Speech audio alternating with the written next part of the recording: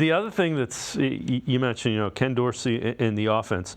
So this is the first time that Deshaun Watson and Ken Dorsey have worked together, kind of developing the offense. Watson talked about working with Dorsey, why it's important, as well as what he sees in this remade offense.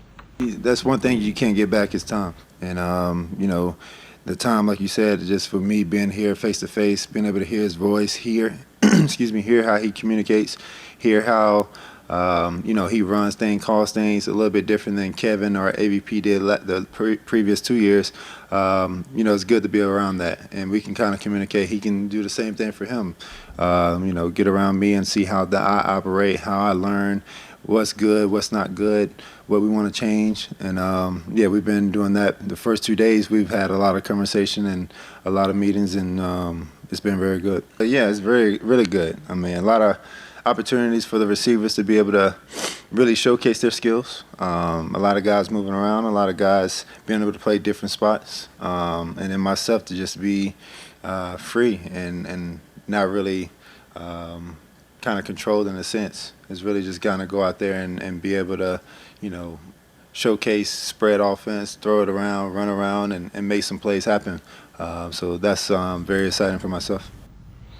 And that gives you a little bit of a glimpse that he sounds excited about what he's going and seeing, at least in the early going of this offense.